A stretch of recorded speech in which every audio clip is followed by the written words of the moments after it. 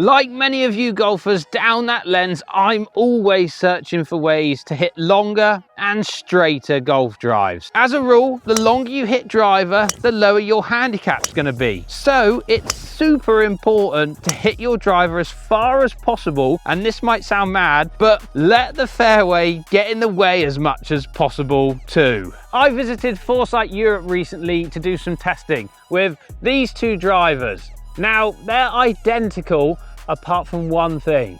Can you spot it? Comment down below what you think the difference is. And whilst you're down there, if you're new to the channel, hello and welcome. If you're a returning viewer, hello again. Little reminder for you all, if you're not subscribed to the channel and you enjoy the content, make sure you hit that big red subscribe button. Hit the thumbs up as it helps the channel out, and turn your bell on so you get notified of when I upload all my new videos. So, did you spot the difference? There's only one thing, and will that one thing help you hit longer and straighter golf drives?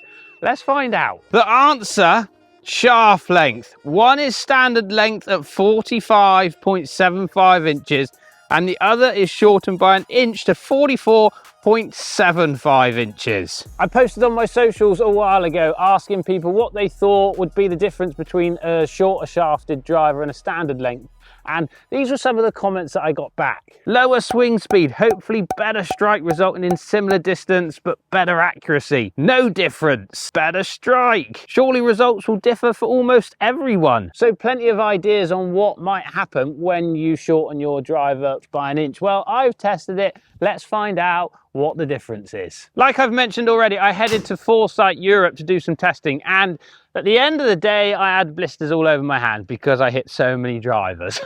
Won't be doing this test again. And I measured all head data and all ball data and then sent it to my stat man. And we're gonna go straight into it. These were the results. Let's do the big one first, distance. These are my carry numbers of both drivers. The pink dots is the short length driver, the blue dots is the standard length driver. On the graph, you'll see two black dots. These are the carry distance averages of both driver. And on average, the shorter driver carried 5.6 yards less than the standard length driver. And statistically speaking, the stats man is pretty confident that that difference is meaningful. Working out what different actually means rather than just going, it's 5.6 yards shorter, that's different. It gets a bit more complex to that. You have to work out ranges, take away outliers, find what the true population mean is. And I'll put a little comments box down here where hopefully it explains how we've worked out the statistical difference. As, like I say, it can be a little bit confusing. But the main thing to take away from this is that the difference of 5.6 yards on average is a meaningful difference. And this is where it gets even more interesting, because if we look at ball speed and club head speed, both were close to being different. They weren't statistically different. Now, that doesn't mean that they were the same. We just didn't have enough data to be certain of a difference, which got me thinking, surely if ball speed and club head speed are that close, surely I can get that short shafted driver to go just as far as the standard length one. And if we take a look at the spin, the short shafted driver was spinning on average 290 revs per minute more. Now remember, I set these two drivers up identically apart from length.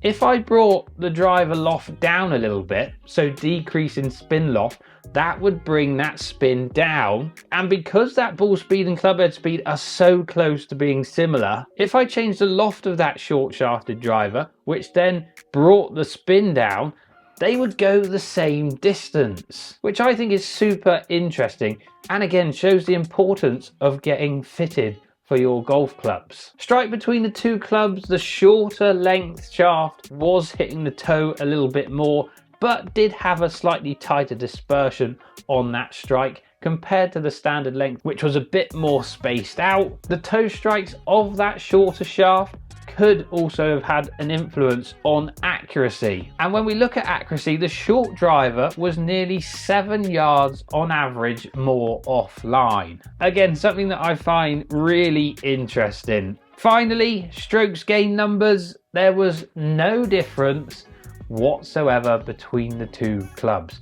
Is that the most important thing about this test? Let me know your thoughts in the comments down below. So really interesting, like many of you down that lens at the start when commenting, thinking that you might swing slower, you might lose some speed, those kind of ideas. The data actually says otherwise. And I asked my stat man if he was to put one in my hands out the two, he said it's totally down to you and feel, which I thought was super interesting. So if you are struggling with driver and you're searching for that bit of confidence, maybe the shorter shaft will help you. But again, these results, like I think someone did mention at the start, surely it's different for everyone. It might be different for you. You might be more accurate with the shorter shaft because your strike might get better and more consistent. You might gain ball speed again because that strike's more in the center of the face.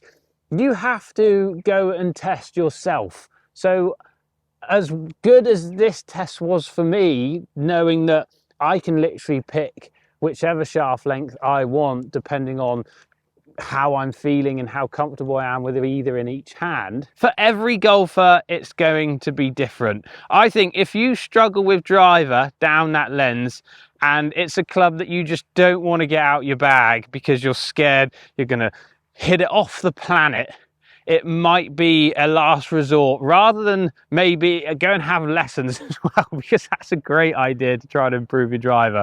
But shortening your shaft, again, I've had these weighted exactly the same and everything. So if you just cut down your shaft, it will be a different weight and those kinds of things. So just be careful if you go and chop an inch off.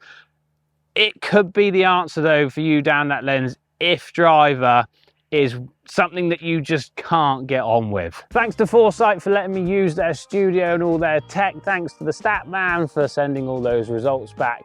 I hope that helps in some way make you understand how you might potentially be able to hit longer and straighter drives, whether that's going and having lessons or whether it is tinkering with your equipment a little bit. Hope that helps. Thanks all for watching. Again, if you're not subscribed to the channel and enjoying the content, hit that big red subscribe button, hit the thumbs up, it helps the channel out, and turn your bell on so you get notified when I upload all my new videos. Thanks for watching, I'll see you in the next one.